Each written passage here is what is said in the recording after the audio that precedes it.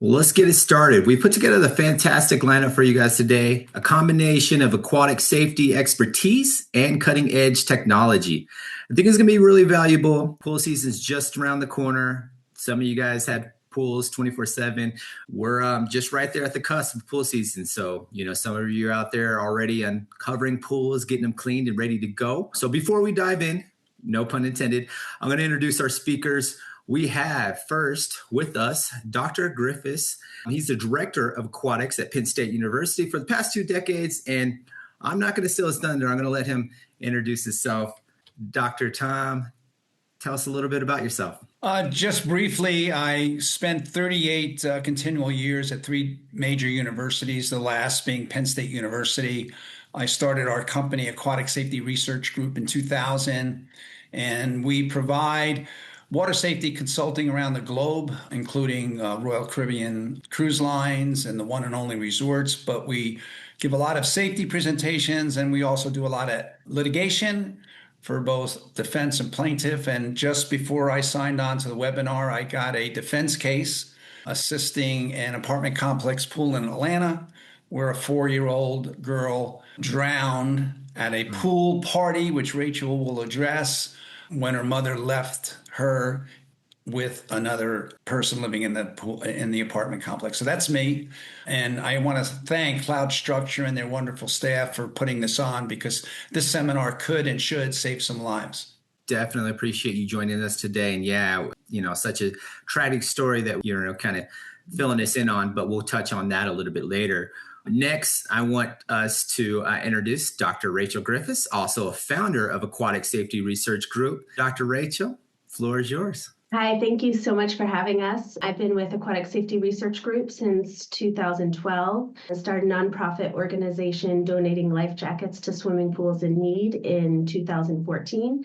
And I work largely on the research and education side of things to get the word out and help educate facilities to be safer. And then finally, you'll be hearing from my colleague, Pam Jank. She's the director of operations here at Cloud Structure. Pam oversees the AI, video surveillance, remote guarding technology from deployment across, multiple multifamily properties nationwide. She's truly the person behind the curtains, making sure everything works in real time, and is going to be sharing some exciting tools that complement all the aquatic safety that we're going to cover from our experts today. Pam, want to say hello real quick? Yeah. Hi, JT and everybody. Thank you. I'm glad to be here, and I'm really excited to talk about this important topic. We are doing our best to stop situations like Dr. Tom explained at the beginning about the child. So my focus is on making sure that we are monitoring these areas, especially pool areas, and making sure everybody's staying safe and using our technology combined with human guards to make sure that as soon as people get into those areas, we're escalating it and making sure things stay safe. So I'm excited to share more about that a little later in the presentation. All right. So, before we kind of jump into it, quick, brief bio. Pam, do you kind of want to give a quick pitch on who we are, what we do? So here at Cloud Structure, we do AI surveillance. We have AI solutions along with remote guarding services. So we monitor things that are happening on your property, and then alerts are generated and they're reviewed by human guards. And using this method, we have a 98% deterrence rate on crime, 100% customer satisfaction. And most of the time we're able to resolve situations without calling police. So 99% of the time, we don't have to call the police. We're effective on site, and 1% of the time we'll get police involved. So this is a great solution and will really help keep properties safe. And then Aquatic Safety Research Group, Dr. Rachel, Dr. Tom, do you guys want to fill us in on the company? Rachel and I make a living trying to explore areas in water safety that others have not. And so much of the things we're going to give you today, and as we present around the country, we collect data on, and Rachel does the research, and we publish those things. So we have many different programs. If you simply just go to our website, aquaticsafetygroup.com, you'll see an array of programs that we offer, both free and for fee, but a lot of free stuff there. So anytime you want to, you can either call or write us or just drop into our website. Now, this is going to bring a breakdown of what we're going to discuss today. This is kind of the agenda. So we've gone through the introductions, the overview.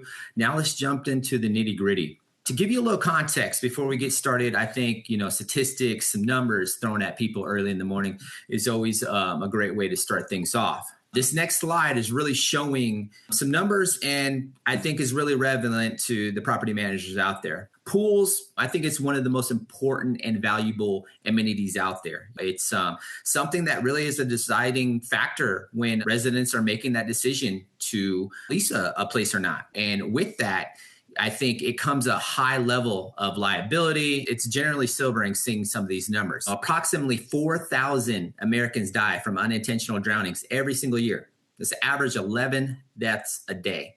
Drowning, number one cause of accidental deaths in children ages 1 through 4. And what makes this really relevant and essential to you property managers out there is, 70% of pool and spa drownings occur in residential settings. So that includes apartment, condo, complex style. This isn't just a public pool problem.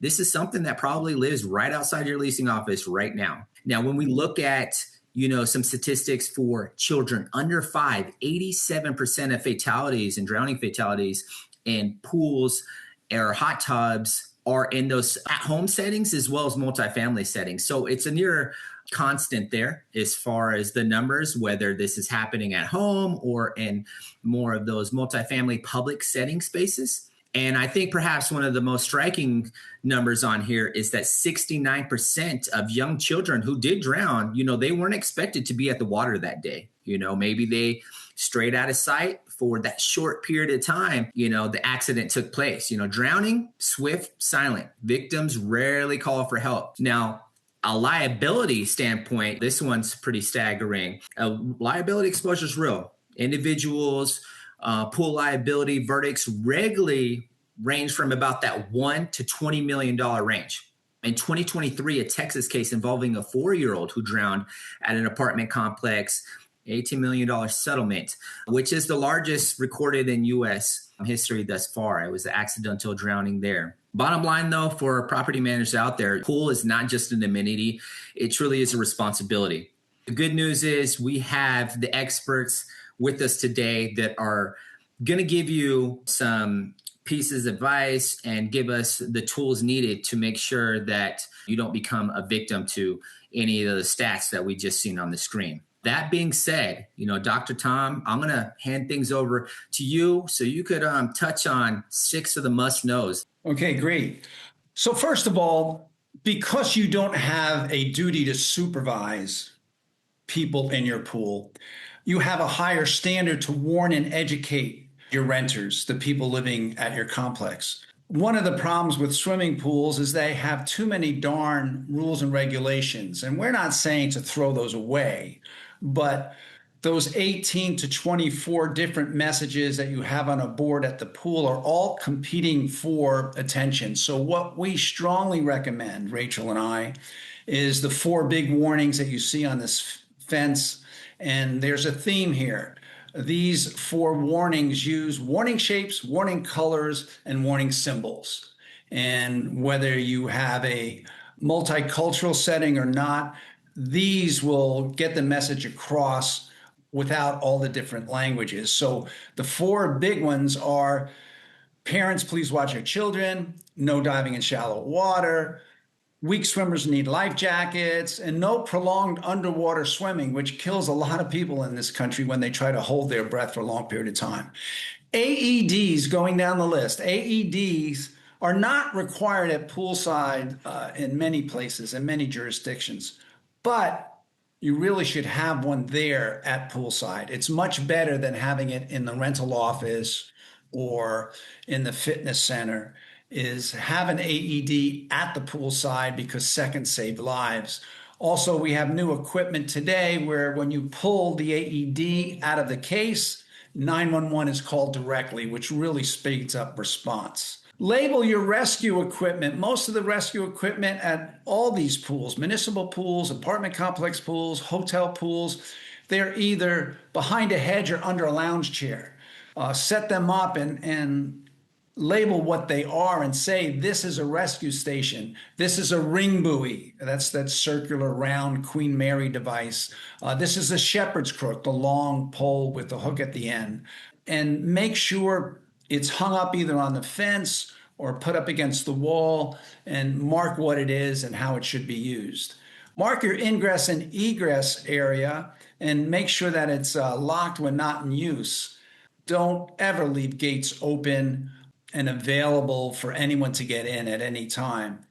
You should have the pool hours posted. Whenever the pool is closed, you need a sign saying the pool is closed. And those are the very basics, but we really push the signage. In addition to your long list of rules and regulations, please post the big four. Parents watch your children, no diving shallow water, life jackets for non-swimmers, and no prolonged breath holding. You mentioned the signs. So, a lot of property managers talk and assume that putting up basic no diving, no running signs cover them legally. Is that actually true, or is there a higher standard they should be meeting? Good question. The bare bones minimum is a no diving tile on the pool deck. Whenever you put a depth marker or a no diving warning on the pool deck, we like to have it on the horizontal pool deck, and we like to have it on the vertical pool wall. So you have two different angles, viewing angles for the people attending the pool. But we like to say 3 strikes and you're out. We like these warnings to be in 3 different places. When they first enter the pool, on the pool fence, on the pool deck. Those are the warnings.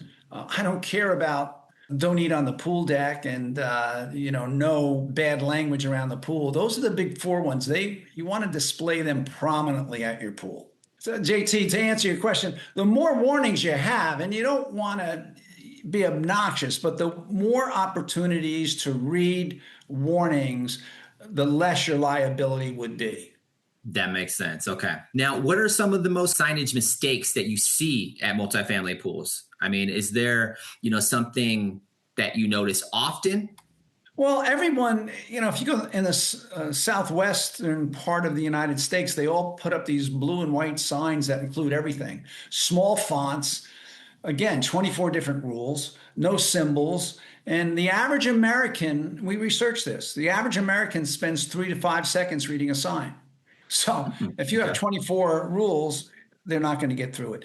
Also, the most important warnings like no diving and parents watch your children are sandwiched between no glass on the pool deck and no food on the pool deck. So the significant warnings are buried between less important rules. And then, as far as the languages, you mentioned languages. How should property managers be thinking about that? With they having diverse populations, does it need to be in Spanish, be in English? How does that go? It doesn't, unless your municipality requires you to put in Spanish or Portuguese or whatever, you're probably not required to do that. But globally, we're going to a symbol-based communication symbol. So there are many signs like the one that are displayed on this chain link fence that really don't need any verbiage at all. So I would recommend investigating whether your symbols can replace any language at all, whether it be English, Spanish, or Portuguese. That's great, and that's helpful. Now, I know we have a question, it looks like in the chat. I can't view that. Can anyone assist me with that, please? Pam, anybody? Are there any fair housing issues with watch your children signage? That's the question. Well, Rachel and I are not experts in fair housing. I have to say that. That's a weakness perhaps on our part. But I don't believe there would be any problems with saying watch your children. In fact, I know that sign itself, parents, please watch your children. You are ultimately responsible for safety, and mediation has lowered the award by $250,000. So I don't know about fair housing. I apologize, but that is the standard of care in the water safety industry, that close, active, competent adult supervision is required. All right. Well, let's jump over to equipment. Talk to us about equipment. I thought we were finished talking about drain covers because the Virginia Graham-Baker Act was so effective in stopping these entrapments on the bottom drain, which is your worst case scenario, right?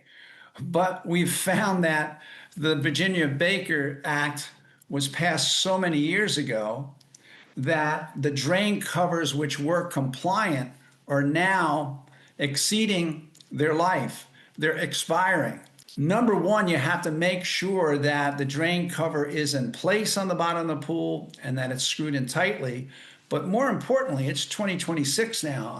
Virginia Graham Baker Act is, I believe, more than 20 years old. These things only last 7 to 10 years, if that. The chlorine in the water and the ultraviolet light of the sun deteriorate that plastic so it can crack. So check the date, the expiration date on the drain cover itself.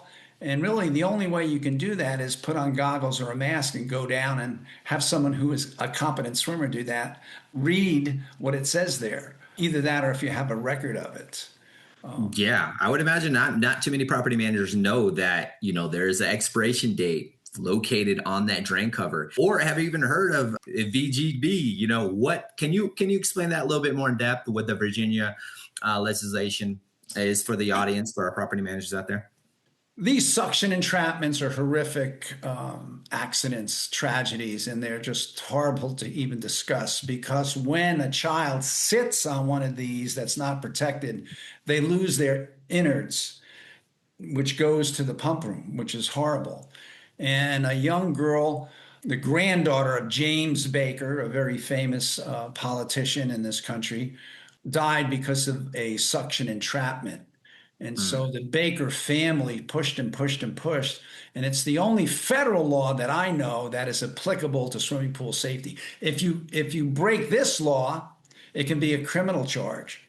Every drain in America was changed out about 20 years ago. And if you don't have that Virginia Graham Baker Act cover in place, then you're liable. You're criminally liable. So that's very, very important. The other thing is, it's always better to have two drains rather than one, because if you have two drains and something gets stuck on one drain, the suction is diverted to the other drain. So two drains are always better than one. Here's a hot tip. Your pool inspectors in the health department do a very, very quick, cursory job. They look to see that you have a drain cover. They don't know if it's out of date or not. That's your responsibility. So don't be tricked. Just because the health official was here, we're okay, the drain cover is all right. They just want to see that it's in place. It's not a good inspection. It's just a quick check. Good to know. I mean, with everyone doing their pool cleaning probably right now, this is the perfect time to get down there, get eyes on that drain and see if there's an expiration date or not, and making sure you're compliant. Now is definitely the time. Now, other equipment or anything else that property managers should be looking out for? Yeah, you need to have a ring buoy, which is that circular device with a line attached to it, a ring buoy, a shepherd's crook, and emergency phone. The good thing is that we now have automated AEDs, as I mentioned. When you pull it out of the case, 911 is called directly, but also for ring buoys. When a ring buoy is opened up out of the case, it can call 911 directly, and that's a big improvement. A lifeline is that buoyant float line in a swimming pool, and you need that when the pool water gets greater than 5 feet. We call that the break point. A lifeline is mostly needed where you used to have a diving board. You have 8 or 9 feet of water in the deep end of the pool. Deep end of the pool was there for a diving board, which has now been removed because the diving board doesn't have a safe diving envelope with enough water, and that prevents people from sliding down the slope, hopefully. Many health departments require that buoyant lifeline on the surface is in place. And if that's out of place when you have a pool drowning, you're in deep trouble. The problem with that lifeline is you just have to unhook it. It's not even as effective as a seatbelt. It just hooks on an eye bolt. So kids swing on it and break it. Lap swimmers remove it. The lifeline needs to separate shallow from deep if the water is deeper than 5 feet, and it needs to be in place. So that's an important message. And no diving signs are huge. Absolutely huge. The more you can illustrate and highlight that this is a no diving pool, the better off you'll be. It takes less than a second for a head first diver to become a quadriplegic. And Rachel and I have had a lot of those cases, and they're horrible. The best thing, the pro tip we give you, or sometimes we call it Dr. Tom's tip, and this comes from Rachel's toolboxes. We've created loaner life jacket stations where you get a clothing rack and you hang up life jackets, mostly for younger children, and you have it there. Now, I know some of you are saying, well, they're going to get stolen, but if you could brand them with your apartment complex name on it, put them on a rack in the morning and then wheel it out in the afternoon, that would be great. If you think that that's too risky as far as theft is involved, you could and should have them available in the rental office if they want to sign them out. We have yet to find a single child in the United States that has drowned in a swimming pool or a water park where wearing a properly fitting Coast Guard approved life jacket. So any way you can promote, use, and encourage the use of a properly fitting Coast Guard approved life jacket, the better off you'll be. I haven't heard of that idea, but that concept, that idea, loaner jacket program, a station. And I mean, like you said, if theft is an issue, shoot, you could just rent them out. You give your ID, we'll do a little renter set up through the leasing office. I think that's great. I just wanted to add to checking your equipment. If you have an AED, it's required by some jurisdictions, not all. But if you have one, it's required to be checked, and you have to make sure that the batteries are in there and working. So the only thing worse than not having one is having one and then there's an emergency and it's not working. So a lot of people have them and leave them. They need to be checked regularly. Thank you for that, Rachel. Thanks. I miss that. That's why I love my daughter. She saves me. So I would say that more than half of the cases that I'm involved with where an AED was applied and used, more than half were non-functional because the batteries were dead. So not only do you have to check it, more important than checking is recording and signing off date, time, place, and who checked the batteries or who replaced the batteries. But Rachel, that was great. Thanks for doing that. So great to know. AED equipment, check it regularly. Next one is review your emergency action plan. I got to tell you, most hotels, motels, apartment complex pools don't have an emergency action plan for the swimming pool. You've got to write the emergency action plan, post it at the pool, at the rental office, and practice it with your employees. And I know what you're thinking, this is a pain in the butt. We can't do that. Yes, you can, and you should do that. And rather than telling you what's in an emergency action plan, you can go to the following organizations on the internet: United States Swimming, that's the Michael Phelps organization; Scouting America; Prince William County Public Schools. All of these, Rachel and I have looked at, and they have an excellent EAP there. We looked at many and we chose these. The bottom one, the Redwoods Group EAP Toolkit, that's a real good one. That's an insurance company that we've worked with in the past. And so those are some references. But if you don't have an emergency action plan, get one, post it, practice it. That could be something new for a lot of property managers out there. I mean, where do you even start? What's the minimal EAP? What actions should they be taking at bare minimum to get the ball rolling on that? Well, number one is to clear the pool and call 911. Lifeguards use whistles and whistle blasts when they're emergency. The problem with that is lifeguards use so many different signals with their whistle is when you do have an emergency, you can't tell the difference between the EAP whistle blast and the no running on the pool deck blast. So we've been recommending an audible siren like a boat horn, but in an apartment complex pool, they would probably use that to party. If you can do this, the best thing to do is an automated horn. I call it emergency stop button like they have at water parks. You hit a button, a loud ooga horn goes off, and 911 is called. That's the best thing. You put it in a call box, you press the button, it goes to 911. The one we had at Penn State and used, we open the door, push the button, and right there you're talking to the 911 call center. So that's the start, is to get someone into the pool, to the water. Then you don't enter the water and you teach your people how to use a ring buoy, how to throw a ring buoy, how to use a shepherd's crook to pull someone out of the pool. That's a fun activity for your staff, whether it be your landscapers or your housekeepers. I mean, a nice hot sunny day, show them how to use these things, and that would be great. I would say the best tip I can give you, and this really helped in some jury trials, is regardless of what your staff does, whether they're a plumber or a carpenter or an HVAC guy, every time they walk by the pool, look into the pool, walk Okay. around the pool, and see if anything's wrong. And then you call the manager on duty and get help. We have used that a lot, and it really has worked well in lawsuits where everyone on staff was instructed when the pool is open, it's pool season. If you're mowing the lawn, stop and check out the pool and see if there are unattended children, see if there are drunks diving in head first, and report it to the manager on duty. And then if you note that, what a great defense you have in a court of law. That's definitely helpful information right there.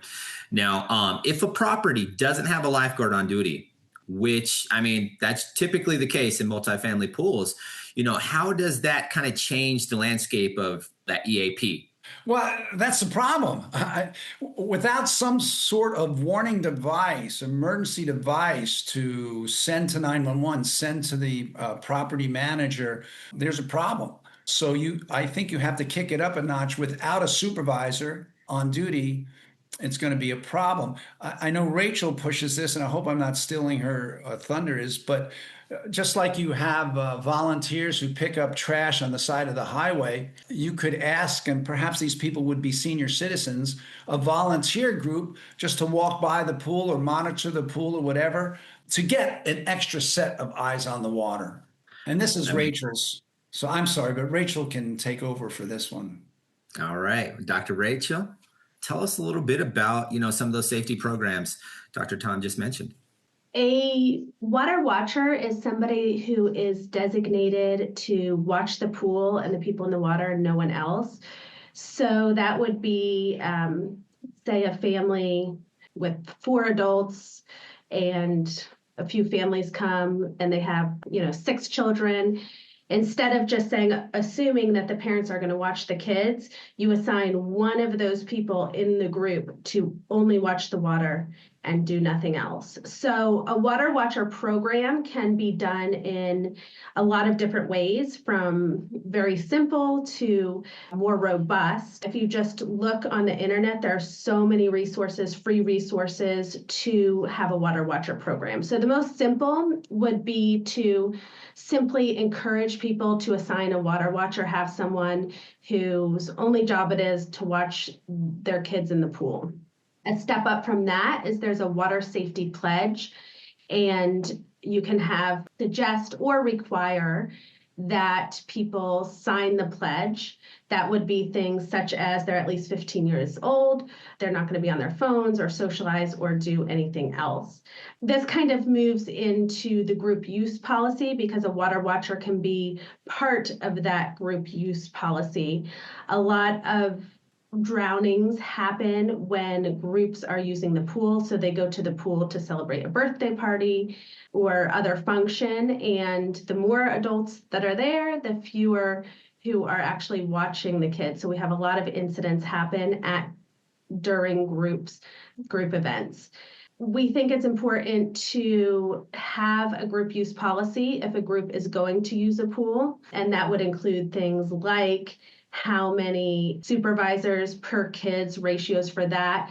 That would also include the EAP. So you could have an EAP there with bullets of what to do in an emergency, to know to throw the ring buoy if someone's in trouble, to know to call 911. And so you can tailor those for your facility, but there are also resources online if you want to just fill in as a template as well. So the water watcher can just be a person who's only watching the water. They can be required to sign a pledge that they're the water watcher. And then also, a step further is there are a lot of water safety badges, water watcher badges. You can create your own with your own branding, or if you like to do that sort of thing, or there are ones available for free that also say, I'm the water watcher, and they hang that around their neck on a lanyard, and it says what they're required to do as the water watcher. Great. Yeah. Water watcher program. That would be great. Buddy system. I mean, and then you mentioned resources and other online things that residents could look for. Now, are there other, I guess, educational or swim lessons that you could point out for property managers to kind of direct their residents if they're trying to look for are those online resources or low cost programs? Yes, so there are so many resources out there for kids, for families, for parents. Safe Kids Worldwide has a lot of resources. American Red Cross, they have a caregiver course you can take. I believe it's free online to supervise children around the water. There are children's books. There are all sorts of resources for suggestions for swimming, for suggestions about water safety. I just, before Rachel finishes, so many nice one-page safety messages about water safety are out there on the internet. There are tons. And if you could just have some of those, the most aesthetically pleasing ones in the rental office, or if you could put a page in your rental agreement when they sign the agreement for the rental property, that here are the rules that they must abide by when they use the pool, that's going to protect you so much. So whatever you can do about educating and warning your clients, the better off you'll be. Did you have something else? I cut you off. Well, I noticed the Girl Scouts on the previous slide. Dr. Rachel, what was their significance of having them on that slide? Just an example of groups that come to use the pool: the Girl Scouts of America, Boy Scouts, church groups, all different groups that could use, and sometimes they already have a group use policy. Some of those, they're already familiar with that kind of buddy system that you mentioned, so that's good to know. All right, Dr. Tom, back up on record keeping. You kind of emphasized the importance of this earlier with the AEP stuff, but kind of guide us a little bit on this, the importance of record keeping. Yes, and I know you're all disappointed with the optics of this pool log, but this is a chemical pool log for the swimming pool. It's a monthly chart. There's 31 days there.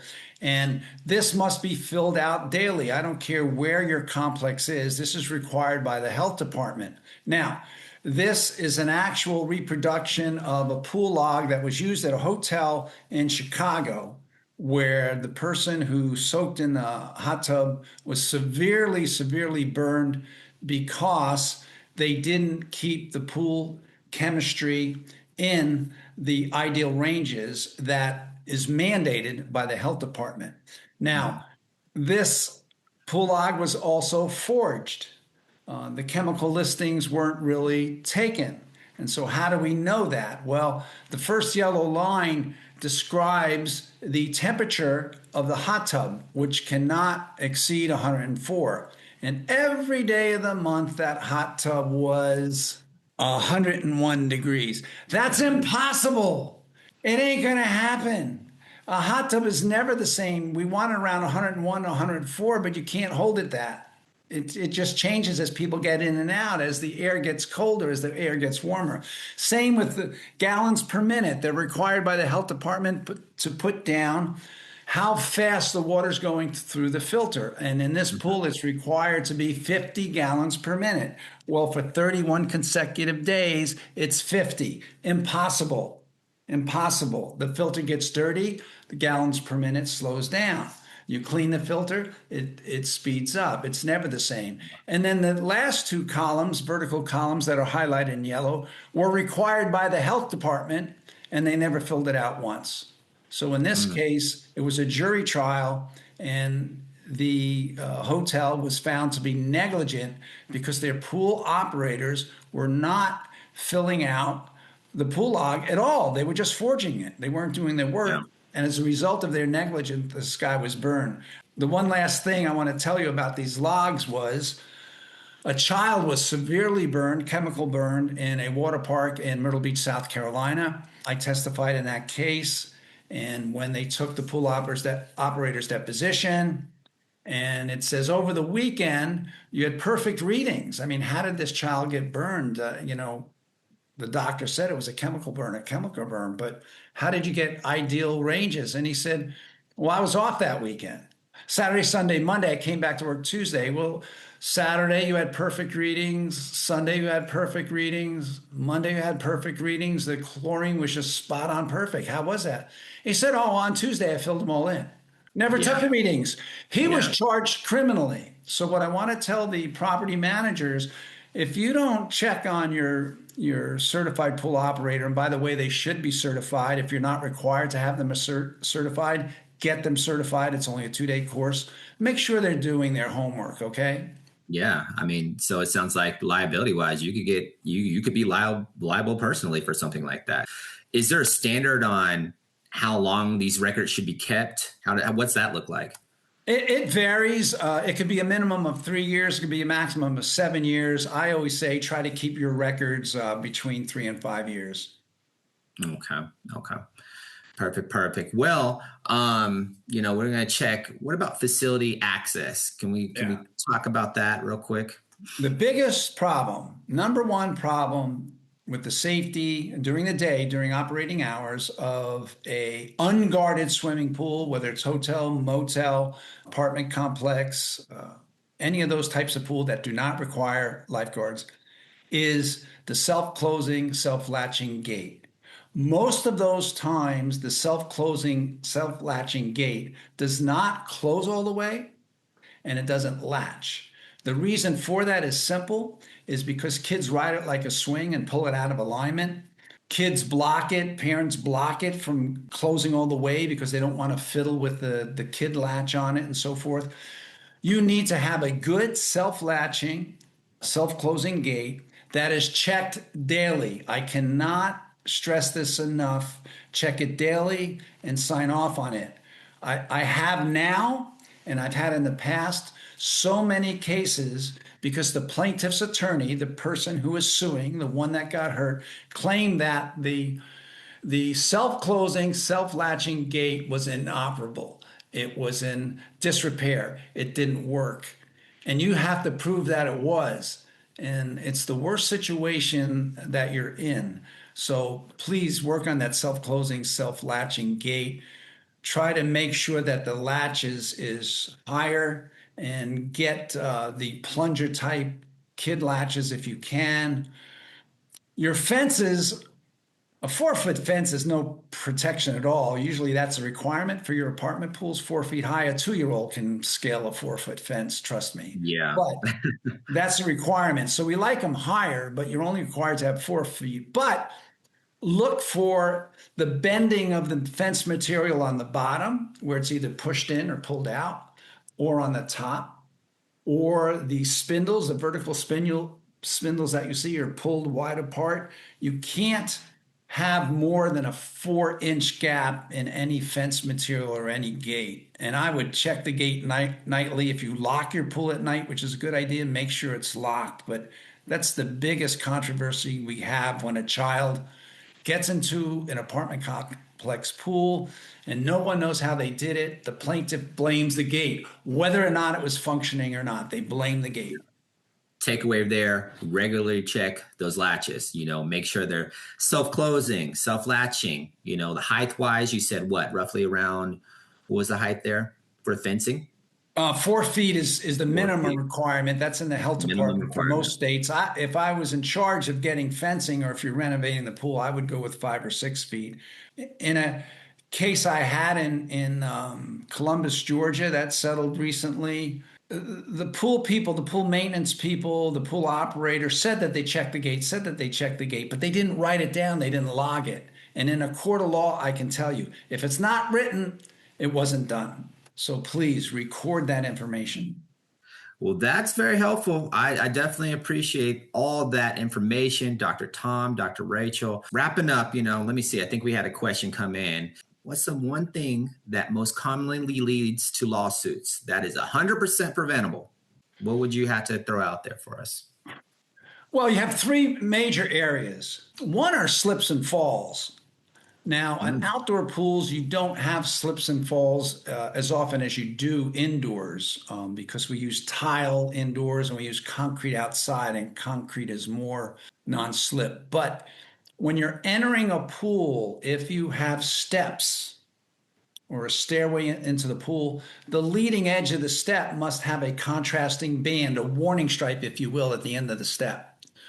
So I'm really surprised at how often we're getting slip and fall cases. And you think they're not going to settle for much, but they do settle for significant amounts.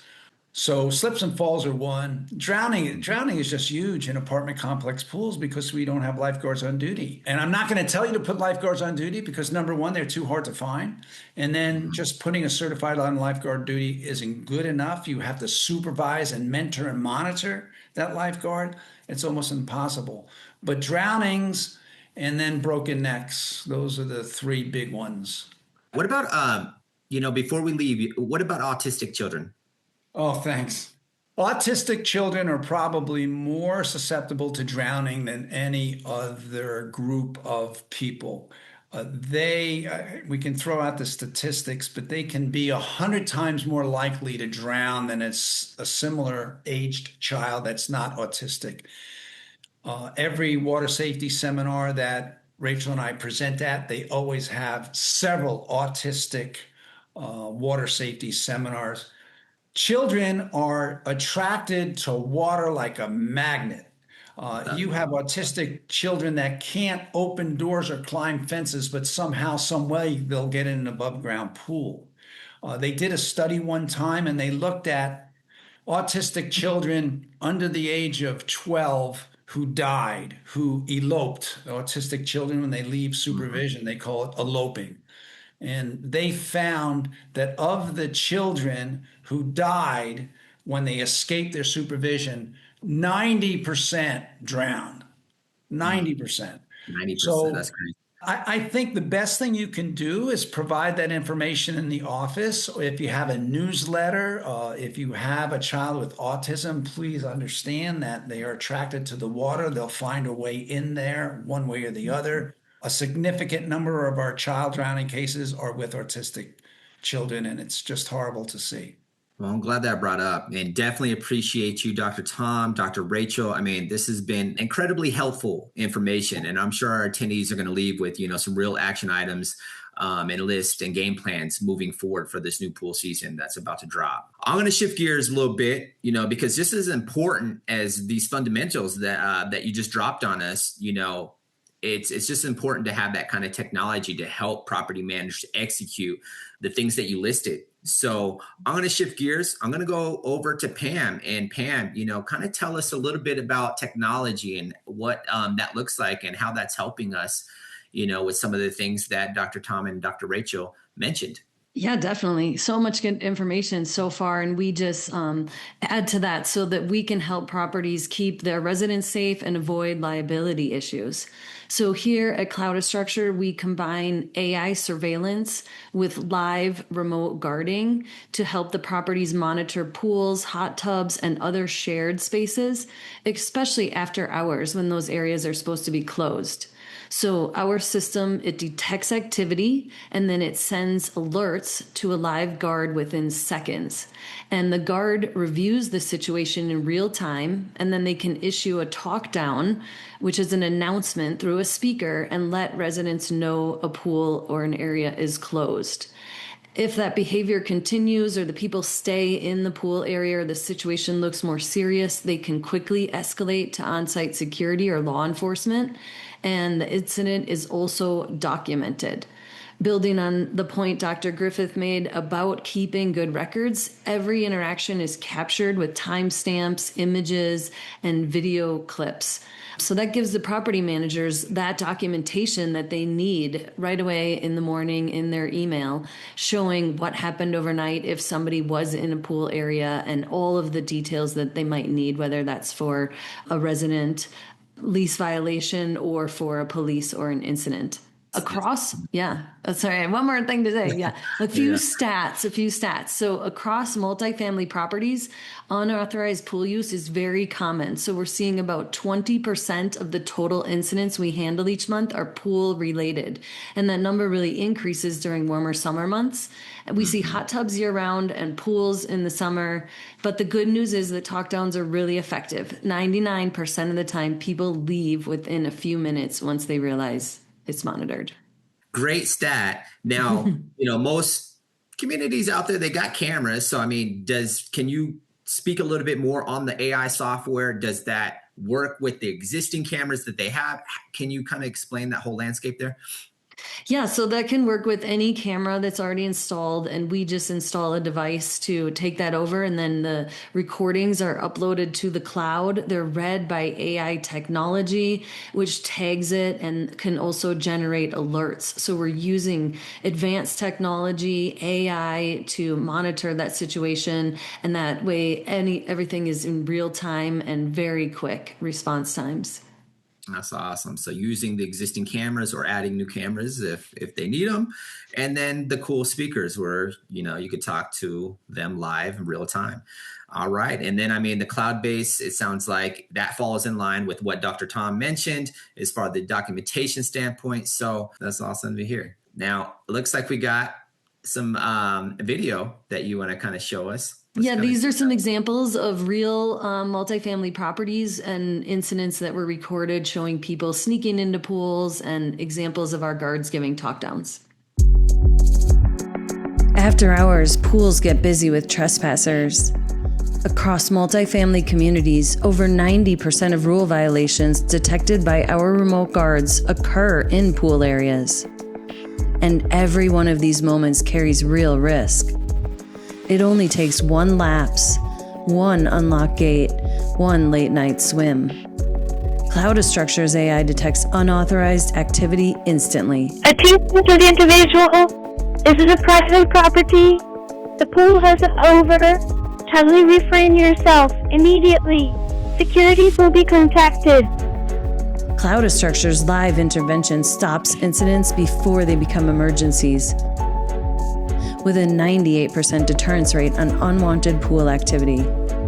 All without the cost of traditional guards, saving properties up to 40%. Because the most dangerous amenity on your property is also the easiest to monitor when you have the right system in place. I think that line, the last line, really stands out. Everything we're talking about it's an easy area to put all of these safety measures that everybody's talked about in place. So hopefully we can keep people safe and reduce liability. JT, can I add something about signage that I totally forgot? So I noticed in some of the chat, most of your pool signs say minors or children under 12 or children under 16 must be accompanied by an adult. Accompanied means the adult can be sleeping on a lounge chair. Even if you have to tape over it, it should say minors must be carefully or closely supervised by an accompanying adult. You have to qualify what that accompanied parent is doing. So most of the pool sign says accompanied by an adult. They have to be watching actively. Yes, that's a good point. I'm glad you threw that in there, Dr. Tom. All right, guys. So, we covered a lot of ground today, from signage, drain covers, to record keeping, as well as the AI powered surveillance. We have a few minutes left for questions. So wanted to open that up. Were there any questions last minute coming from the chat? I see one in the chat that says, are all talk downs the same? So we can really customize talk downs for your property and we can make them specific. And then we also have a certain protocol that we follow, starting with a friendly talk down that is just an announcement saying that the pool area is closed, and that can escalate in urgency depending on the situation. So we would be reactive to whatever's happening, but start with a friendly talk down. All right, I got one. A property manager is asking, our pool is only open seasonally, May through September. Does Cloudastructure system make sense for a property like that? Or is it more for year-round use? Probably to you. Can I add something about that? Many closed pools still have drownings in them and also vandalism. So I'm not the AI person, Pam is, and JT, but I have so many cases where the pool was closed for the season, but because it didn't have a security cover on it, people drown in the pool well before swimming pool season. So as far as protecting your investment, it would make sense to me to have it more often than just the swimming pool months. Yeah, Pam, do you want to add to that at all? Yeah, I would echo that. I would say year round, or people will hang out on launch chairs, or definitely the vandalism issue. So people are always kind of looking and exploring and going in those areas. So I think it's beneficial year round. And then last one that just popped in here. We have high drought within our area. Water restrictions are the talk of town. If glass was to be broken at our pool, even though glass is not allowed, how does that look for requirements for draining and cleaning the pool? Is it mandatory to drain the pool and refill it? So I don't know if that's a Dr. Tom question or a Pam question.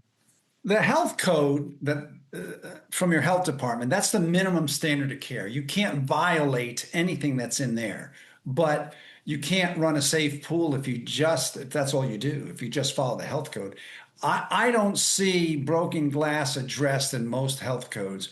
I myself would vacuum it very carefully, either by hand or with a robot or with a scuba diver with a wide vacuum head. I would vacuum it. I wouldn't want to violate any law, but dumping your water is not a good idea for a variety of reasons. I would try to get the glass out of there as best you can. That's super helpful. Well, shoot, guys, we're up out of time, but on behalf of Dr. Tom, Dr. Rachel, Pam, and I want to thank you so much for spending your time with us. I know that's a lot of information, but I hope it was valuable. Our next topic is going to be smashed windows, stolen cars. Now what? So I think that would be a great one for you guys to join us. And, thank you again so much, Dr. Tom, Dr. Rachel. And thank you. Information is on the screen if you want to get in touch with any of the people that spoke today. We will be sending out recordings from the sessions today. So I believe the slides will be a part of that as well. So you get a full recording of today's session. And I hope you guys have a great rest of the day.